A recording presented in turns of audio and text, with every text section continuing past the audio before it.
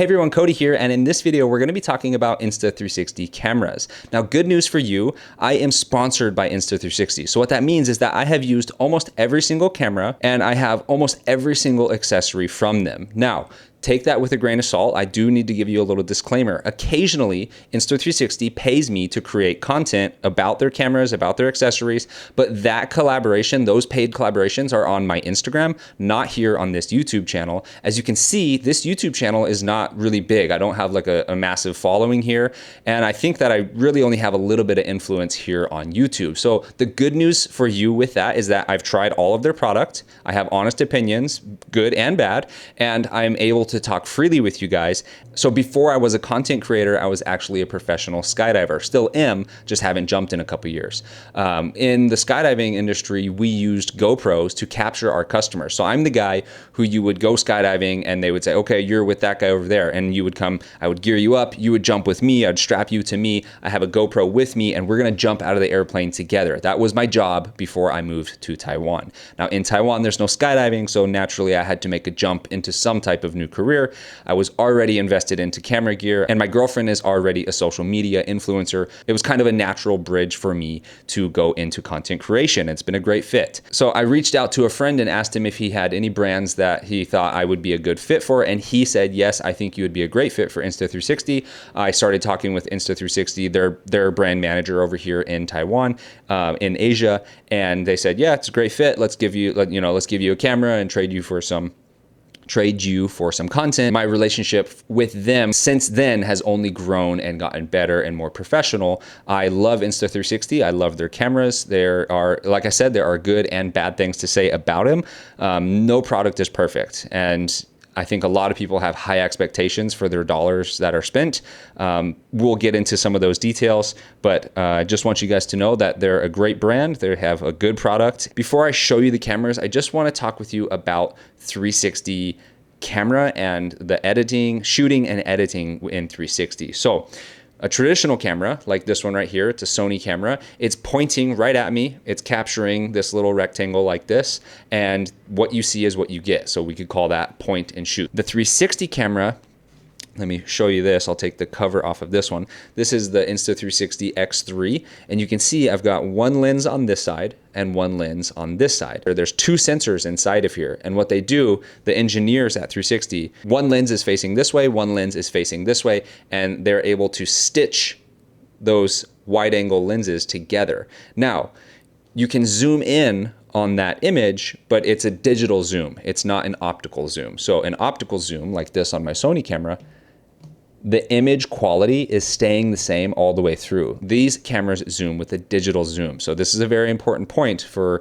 the quality you'll see people using with Insta360. There's no optical zoom, it's a digital zoom. But I still think in a bright sunny day, you're able to get some very good image from these little action cameras. I really think you're able to get a usable image, especially on a bright sunny day. So when it comes to filming in 360, it's kind of cool. You can just kind of put the camera out there and it kind of captures everything. One of my biggest challenges when I first got going with 360, it was kind of challenging because one, I couldn't think in 360. I couldn't think, wow, what is this shot going to look like in 360? And two, I didn't really know how to edit in 360. Now, it's just going to take time. It's going to be trial and error. I would say it probably took me maybe 10 projects, maybe 10 times going out and filming to really start to be able to think and understand the camera's perspective. And then I knew that I was going to go into editing and be able to use that perspective, meaning I was able to think like a 360 camera while I was out shooting, and then I was able to edit how I wanted to, how I was thinking while I was shooting. That took a little while for me to develop that, we'll call it a 360 eye. It took me some time to develop my 360 eye. But once I did, now I have this untapped, like kind of new perspective that I'm able to use these cameras with and get these wild images, these really cool, distorted, really wide images, but also I could use it similarly, I could make it look almost like a GoPro. Now, one of the cool things that these 360 cameras do is they can use a selfie stick like this. And because where the stitch line is coming together right here in the middle of these stitch lines, the engineers at Insta360 have been able to make this selfie stick disappear. So when you're filming like this, that selfie stick on a GoPro or on an action camera, you're gonna have to angle that action camera back, and that is gonna be in your frame. Well, the Insta360 engineers have somehow, I'm not sure exactly how it works, but they've been able to make the 360 selfie stick disappear. It's not always perfect, but with the smaller one, like this one, I think this is 114 centimeters. This one specifically is almost always disappeared. The larger one, the 3-meter one, it's possible sometimes that at the very end, the selfie stick kind of bows a little bit and you're able to see a little bit of the selfie stick. But it still works incredibly well. So you can get this like floating, almost drone-like perspective just by using their standard selfie stick like this. So now let's talk about editing the 360 footage. So there's two different ways that you can edit. You can edit on your mobile device or you can edit on your computer. They have their own app. You don't have to like put it into Premiere or put it into DaVinci and then start playing with it. You can just edit right on your phone or you can edit right on their suite. I prefer editing on my mobile device. My favorite way of editing on the mobile device is actually using the viewfinder. Now, I'm not going to get deep into this editing. It's not a tutorial. I'm just kind of doing an overview, but there's a feature that you can do on your mobile device that you cannot do on the computer. Now, there's also like much more detailed keyframes and all that you can do on the computer, but I am not that type of user. The user I am is I like to go out, capture, connect it to my phone, and then get the shots right away, edit the shots, export them onto my phone, and then they're ready to be used. So we've talked about shooting in 360, we've talked about editing 360. Now let's talk about the cameras and the accessories. So let's just start right here. I've got the Insta360 X3. Okay, so now the 360 camera is on. You can see both directions, and this screen, I'm able to go through my different camera settings right here. So I can take photos, I can take time lapses, I can take video. This is the Insta360 X4. Let me take the lens guard off, which these little lens guards are great, by the way. The 360 lenses, you can see that they stick out pretty far. Right, let's get focused. There we go. Right here, you can see these lenses stick out. So it's pretty easy for that to scratch. You know, if you put this down on concrete, or if you put this down on some wood or whatever, it's very easy to scratch these. I've scratched a lot of the lenses. So these lens guards are amazing. You can see that the X4 is a bit larger battery. It's taller, it's bigger in every single way. And on the X4, you could shoot 8K, 30 frames per second, 25 and 24 frames per second.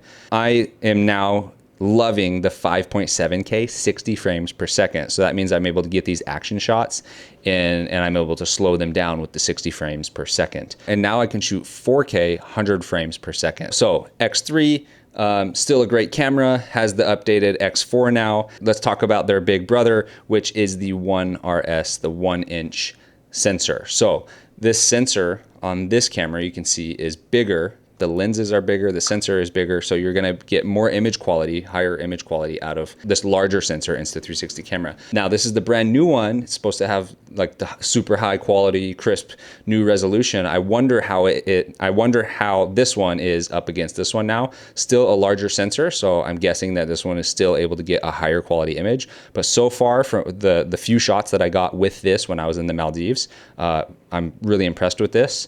I like this one, but it's not waterproof and there's no dive case. I really like to take these cameras underwater, and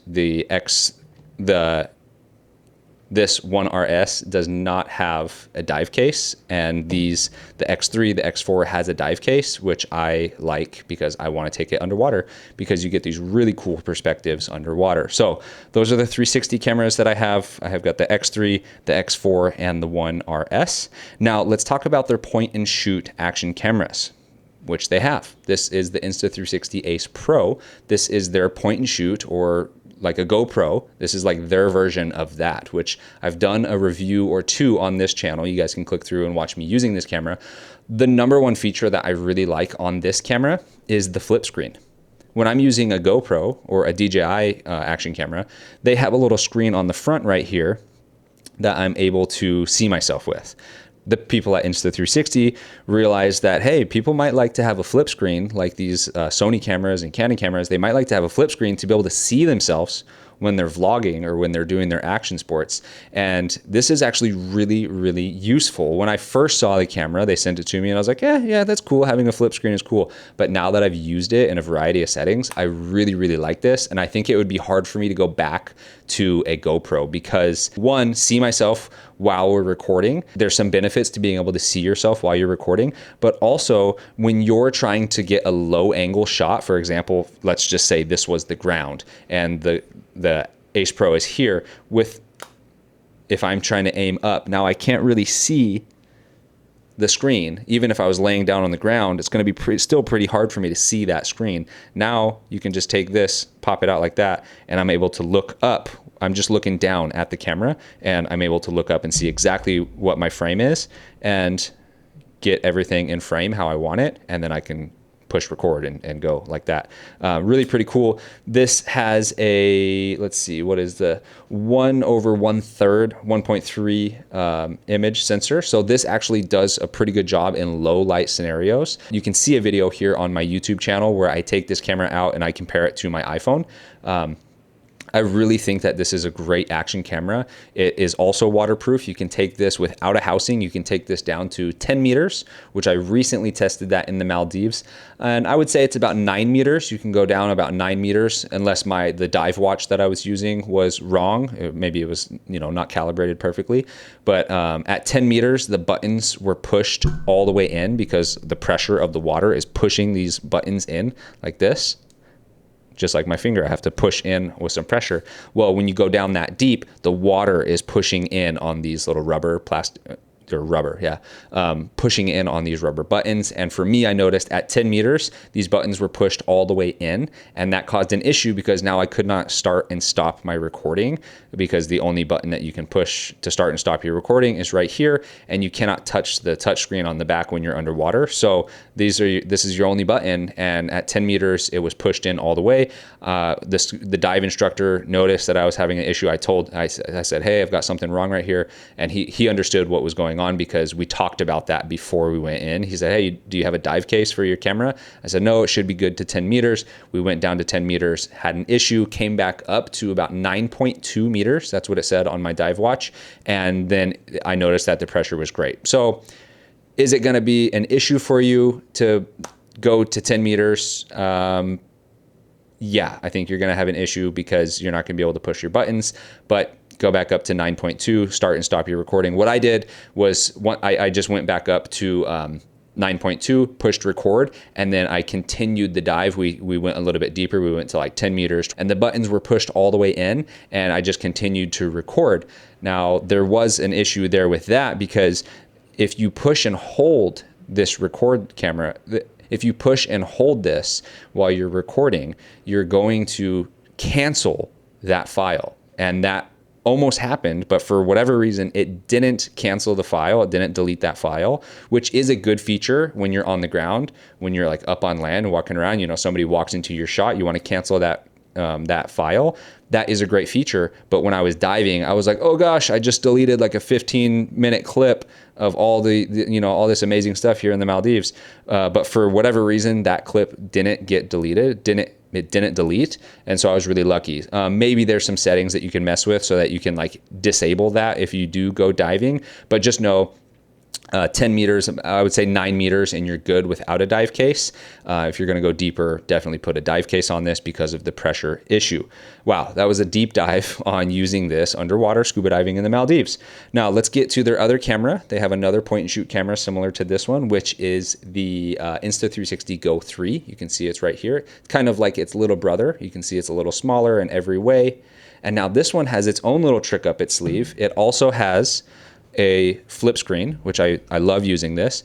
And this one is really cool because you can take the camera out of the case. And now it works like this. It even has a microphone, and this is waterproof. You can go diving with this. I can't remember the rating. It might be 10 meters. I took one really deep, about 10 meters when I was in the Philippines, and it worked out. It was fine. It survived, no problem. I didn't have a dive watch, so I don't know how deep it went, but the image quality was okay, not bad. What's really cool with this camera setup like this is that it's a wireless monitor. So for example, you might like to have this camera mounted on your head right here. There is a little accessory that you can put it right on the brim of your hat. Is probably my favorite way to use this camera, because now everywhere I look, I get a perfect POV, and I'm able to see what the camera sees right here on the back of the screen. And I'm also able to start and stop the recording. So what I do when I'm traveling and I want to get like for example, a travel montage, I will put this on my hat and I will trigger the recording on and off right here. And I can also change any settings that I need to. Say it's too bright or too dark, I'm able to change the settings right here. This is, you can see the wireless transmission happening. And yeah, I'm not going to deep dive into this, but it's very useful. It's waterproof. You can take it in the ocean. There is a dive case for this also. The sensor on this camera is a little bit smaller, so it's not going to do as good in low light scenarios. But as long as you have a bright sunny day, you're going to get great images out of all of these cameras. Where action cameras in general, not just 360 cameras, where action cameras and smartphones struggle is when there is low light. The reason for that is because the sensor and the lens on these cameras are very, very small. Compared to, for example, this is a Sony a7 S3. It's a full frame Sony camera, and I have a 2.8 lens on this camera. What that means is that the hole going through to the sensor is very large right now, so I don't have to use a lot of light and a lot of power to make this camera look great. These have smaller sensors, even this large one. This is a 1-inch sensor. That's still a pretty small sensor. You're able to get amazing images out of it as long as you know how to control your exposure and as long as you have good lighting. You can in low light scenarios, like for example, this 1-inch sensor does pretty good in low light. The X4 does good in low light. X3, not too bad in low light. Again, take all of that with a grain of salt, because you have to understand how to control your exposure. If you don't control your EV, which is called on these cameras, it's called the EV, exposure value. If you don't control that, on a sunny day, you can just throw it into auto and leave your EV on 0, for example, and the camera's going to do great. You can use shutter to bring down the exposure, and you're probably not going to notice any difference anyways. But in the low light, if your camera is in auto and it's on 0, it's going to push the ISO really high and it's going to bring the shutter speed down really low. So you're going to get a very noisy image, which kind of looks like the image is kind of falling apart. There's a lot of digital noise looking in the image, and that is coming from the ISO. And then you also might experience, you might start to see the image kind of getting blurry or like kind of mushy looking. That blur is happening because the shutter speed is going so low, because the camera is saying, hey, it's dark, I want to expose everything really, really bright, so I'm going to push the ISO, I'm going to slow down the shutter speed, and what happens is the image doesn't look that great. What I'm doing here is just showing you guys the EV. So here is the exposure value right here. I have it set to 0. So when you're in low light scenarios, it sounds backwards, but you actually want to not go positive. You don't want to push your ISO and your shutter speed. What you want to do is control that and say, hey, I just need to see the highlights. It's okay for the dark stuff in a dark scenario to be dark. If it's low light, that's okay. What you want to do is you want to expose for the highlights. Now, this is not always true. This is just kind of a little pro tip that I'm throwing into this video for you guys. It kind of sounds backwards, but normally, like if you're going through a city and it's kind of lower light and you notice that the image does not look that great, you might try taking the EV and dropping it down a little bit, maybe to 0.05, 0.5, or maybe even more. You might go down a stop again. You might go down to -1. This is going to allow that ISO to get a little bit lower, and so the noise introduced into the image is not going to be so high, and your image is probably going to look quite a bit better. Now, you're not going to get great image stabilization in low light scenarios, but in general, action cameras don't do that great because of the sensor. We kind of talked about that here, a little mini lesson on sensors and aperture and light and how it affects your image. They are very capable in low light. You just have to know how to control them. This is a gimbal, smartphone gimbal. It's called the Insta360 Flow. Very cool product. I'm not going to go into details on like how to use it, but basically you're able to get a nice professional, very smooth motion with your smartphone. So very capable smartphones nowadays, like this Samsung S24 Plus right here. Recently doing a collaboration with Samsung, but I'm able to get these amazing smooth pans, tilts, ups, everything, follow cams. There's some really cool features with this Insta360 Flow. I'll just show you one real quick, which is, this is not for everybody. All right, so now I've got a little bit of a fill light right here. So if you're in a low light scenario, again, not for everybody, but for a lot of creators, this is actually really, really useful. Say a streamer, somebody who, you know, you'll see these people walking around cities and they're streaming. This is a very, very useful tool for that person because there's a little light right here. It's stable. They're still able to like use their smartphone. They don't have to use a professional camera or an action camera. There's a tripod right here built into the Flow. It's a really pretty cool product, and I'm a little bummed that I just got my hands on it. I should have asked them to send me this product sooner. Again, not going to go over the full details of this, but it's a really cool product that they also offer that I think a lot of people probably overlook. Smartphones are super underrated. It's not going to automatically make your footage look amazing, but it is a cool tool, and it's a great investment if you are a content creator. I think the Insta360 Flow is cool. Let's start talking about the accessories that I use that I would recommend for you to invest into. Let's start with the 360 cameras. We already talked about the invisible selfie stick earlier. For most of my shots on the ground, I'm using this one. Most of every shot in the water, I'm using this one. The other, and again, this one extends out. I think this is 114 centimeters, I believe. What is that? Like 1 meter? It's like a 1 meter selfie stick. You can get some really cool perspectives with this one. It's got a 1/4-20 thread right here on the bottom, so you could put like a little tripod onto this. For example, this one right here, you could screw, let me bring this back down. This is super awkward. Let me bring this back down. If you wanted to like put this somewhere, say for example, you and your friends are kicking a soccer ball around and you wanted to make a fun video where you're kicking the soccer ball like around in a circle and you wanted to be able to follow that, or you're like dancing and you want to like get a shot of you dancing around the camera. Well, the 360 camera is great because you can get that shot. You don't have to move the camera. You can just do it later in editing. And this is a tripod right here. And you can see I've just screwed it into the bottom of this selfie stick. So, little tripod. Now I can put this on the ground and now I'm hands-free and I can go do some cool stuff around this camera, get some cool shots. This tripod specifically is their bullet time tripod. Now, bullet time is kind of hard to explain. But what happens is you can see there's another thread right here on the side. I'm able to take this same selfie stick and put it in on the side right here like this. I have to line that camera up perfectly. There's a mode on these cameras, is a tripod, but it's also a selfie stick handle that can spin around like this. And you've probably seen those videos of people using their 360 cameras and getting this really cool orbit shot.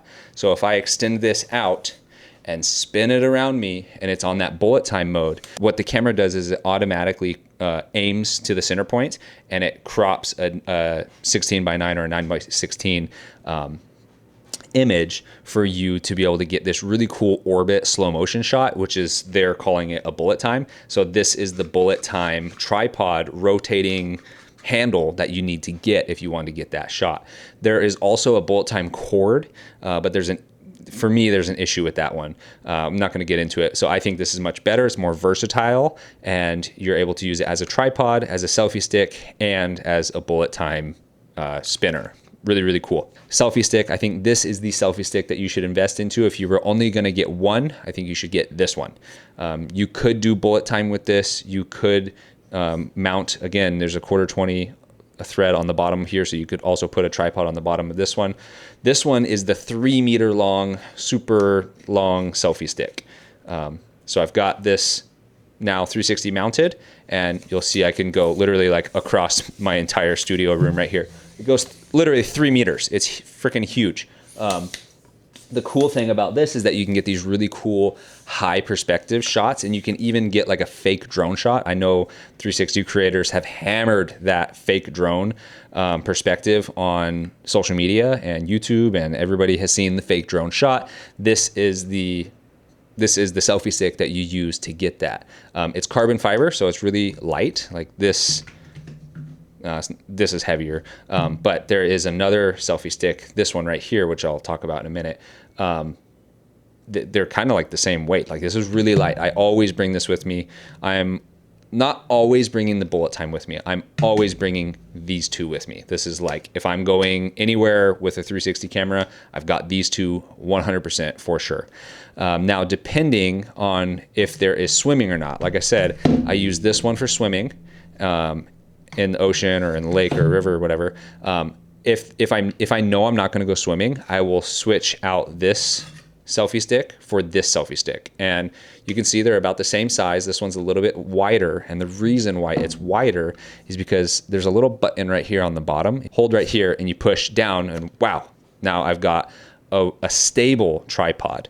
This bullet time tripod is pretty small. And if it was windy, I would not trust the bullet time tripod to hold up my 360 camera if I was extending the selfie stick out. Now, this one, however, it has a much wider base. So if you were somebody who wanted to get just a nice photo of you and your boyfriend or you and your girlfriend, whoever, your family, and you only had the 360 camera, well, you could put the 360 camera on top. Let's get this one on here. Let's do the X4.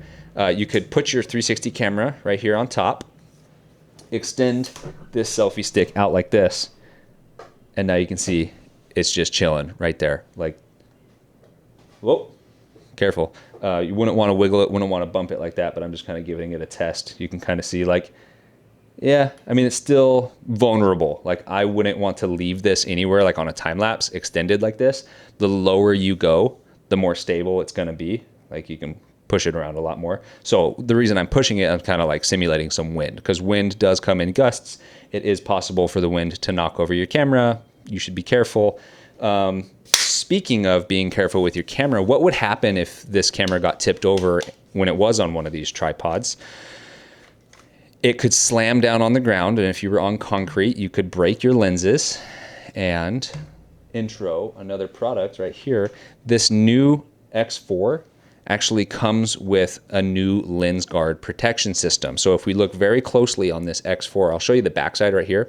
If we look very closely on the backside right here, you can see there are some grooves. There's kind of like a little 3-point groove right here, which these lens caps can go over your glass and protect your glass. So if you were to, have a camera fall, or, it hit some concrete or some wood or whatever, like whatever crash happens, some dirt, you could put these lens guards on.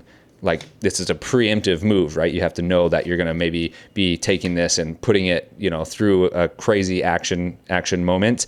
And you might want to save your glass, your precious glass, because it's not like you can replace the glass right here, but you can save your glass. Now they have, I think these are the standard lens guards, which might make the image quality go down a little bit. I'm not quite sure. I haven't used it yet. But they also have, I believe they have a premium lens guard, which would be probably a higher quality plastic, or it's probably acrylic. They have a higher quality plastic that can go over the new X4. This is not available on the X3. They do have lens guards, but I don't think that they're that great. I think it degrades the image a lot. I think no matter if you're using the lens guards or not, you should just be really, really careful with your camera. So lens guards available for the X4, and I think they have premium lens guards. I'm just always like hyper careful with these, because the first X3 camera that I got, I scratched the lens so bad that I needed to get a new camera because it was affecting my shots so much. So just be really, really careful if you do have a 360 camera. No matter what camera, you still want to be very careful with that, but you just don't want to scratch the glass. And these, like I said earlier in the video, these rubber lens guards are really perfect for that. Like you can see, I have on every single one of my 360 cameras, I have one of these rubber lens guards. They're just perfect for protecting your lens. I'm confident that I can just put this on, throw it into my bag, and it's not going to come off. Like it takes some effort for me to get this off, which is a good thing. You don't want these to just slide off so that your action cameras are getting scratched up. So we talked about the selfie sticks. Let's talk quickly about the dive case and why I think the dive cases are incredible. I do not have the dive case for the X4. I have the dive case for the X3. Unfortunately, 360 was like immediately sold out when they came out with the X4. The dive cases went like hotcakes. They were just gone. So I didn't get to take my X4 in the water in Maldives.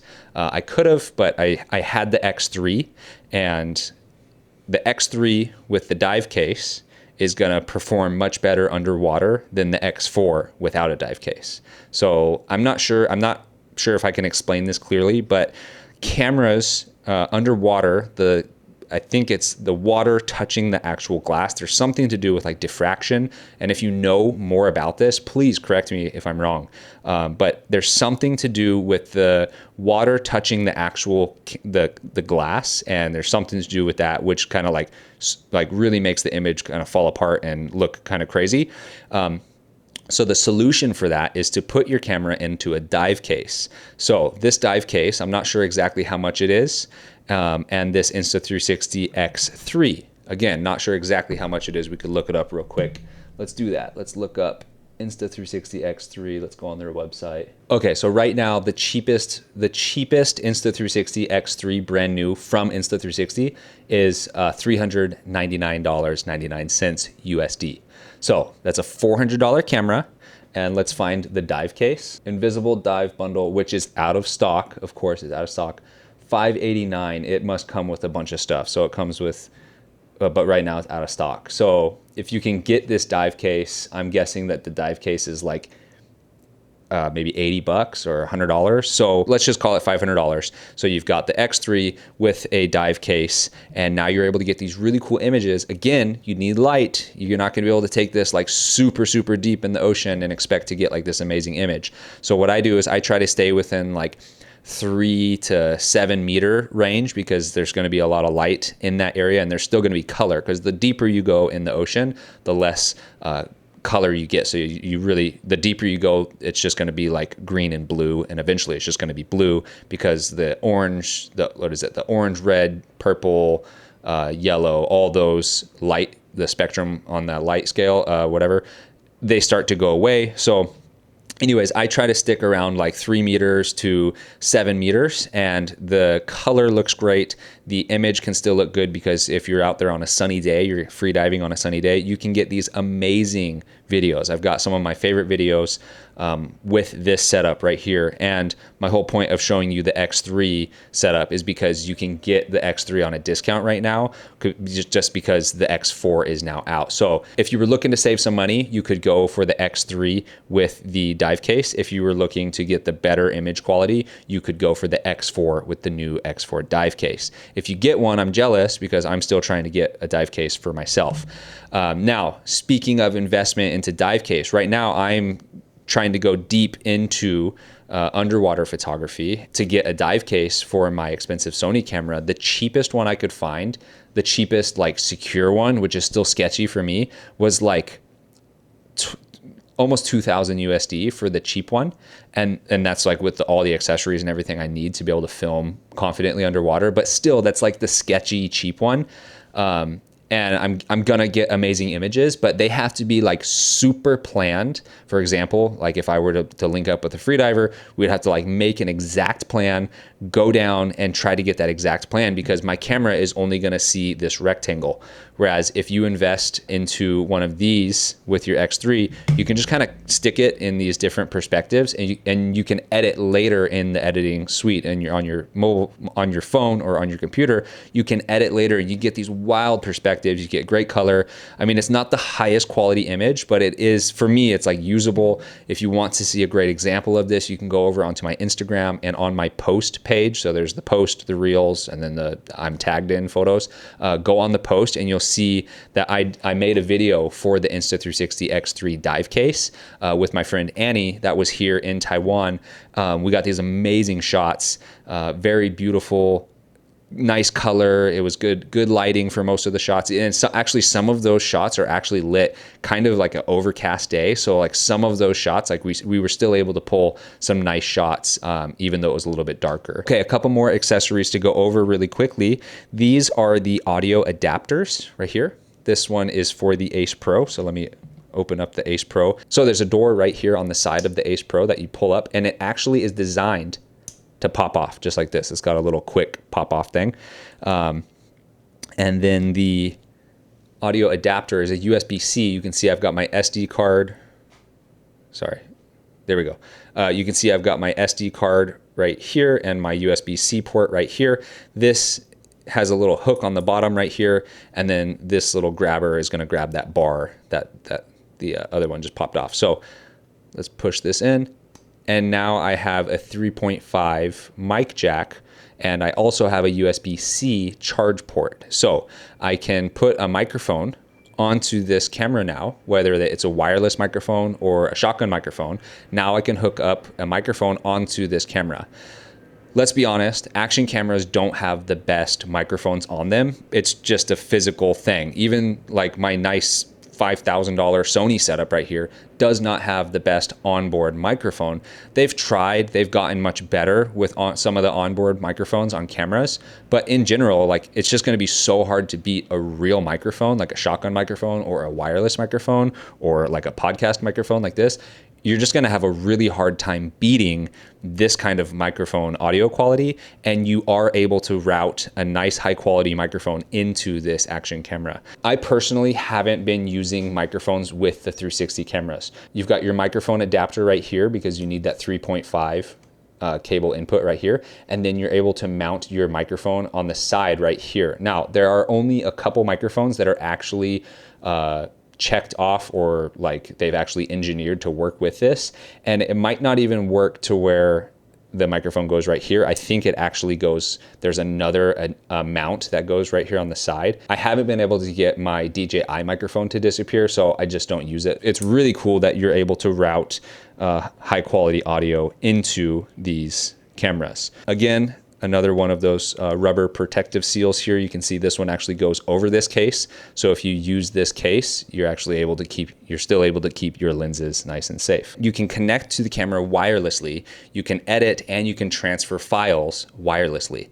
The challenge with that is that some of the files now coming out of these cameras, 5.7K, 8K, 5.7K at 60 frames a second. That's getting like, that's a heavy file for a Bluetooth transfer or a Wi-Fi transfer. So what you can do is take the SD card out, and instead of using a Bluetooth connection, you put the SD card right here into the card reader. Okay, so now I have the SD card into the card reader. It's connected to my smartphone, and now I can just go into any of the files. This is a file of sailing. Hame and I were sailing in the Maldives, and now I'm gonna have zero lag because the file is connected directly into the hardware, so there's no Bluetooth connection. So the great thing here is that I'm able to edit high quality videos right here on my phone, very quick. This tiny little SD card reader right here. This SD card reader is got a USB-C port for Android phones, and it has a lightning adapter for older iPhone models. Another great accessory to take, especially if you're editing on location. One last thing, let me show you my favorite way of editing with the 360 file. So if you click right here, you can click plus, and then there are these different options right here. I really like the viewfinder, and you're gonna see why. So if I want to edit with the viewfinder, I can just push record right here. I can slide to the right or to the left. To the right, I'm gonna zoom out. To the left, I'm gonna zoom in, and I can combine that with my motion of the camera. So you can see I'm going up, down, left, right, just like this. And I can get these really cool perspectives. I can even twist and get like some FPV perspectives. I just really think that editing on the mobile device, for me, for my workflow, works better. On the computer, it's a much slower, much more tedious process for me, but I should get better at editing on the computer. So there are some more accessories that I recommend, especially there's like some clamps that you can use. Like for example, the motorcycle kit has a really high quality clamp. So high quality, so sturdy that I actually trust that clamp to use with my Sony camera. There are a wide variety of accessories. So if you're a skier, there's accessories for skiing. If you're a scuba diver, there's a dive case for scuba diving. So there's a standard bundle, get set bundle, motorcycle bundle, bike bundle, snowboard bundle, ski bundle. Like they have all the bundles. If you are interested in an Insta360 camera, whether it's the action camera style or the 360 camera style, I will leave some links in the description below. If you have any questions about the 360 cameras, I kind of went over a lot. I wanted this video to just kind of be a freestyle, unscripted video. So if I missed anything, let me know. If you guys have any questions questions about 360, let me know in the comments down below. I will be making some more specific videos around 360 cameras, specific to the camera or specific to the accessory for the camera, this versus that, you know, like an X4 versus the 1-inch RS video. Those will be coming up soon. So make sure that you're subscribed, turn on the notifications. If you do hit the like button, it will help me get this video out to other creators like you. So if you found this video helpful, hit the like button. I know all the YouTubers always say that, but it really is true. Small channel here, would love to get this channel growing. Would love to hear from you. Where are you at in the world? Are you interested in a 360 camera? What 360 camera and why? And what are you going to use it for? So that's it for this 360 video overview. I hope you had a good time going over all of this, all my rants and raves. Yeah, I'll see you in the next video. Peace.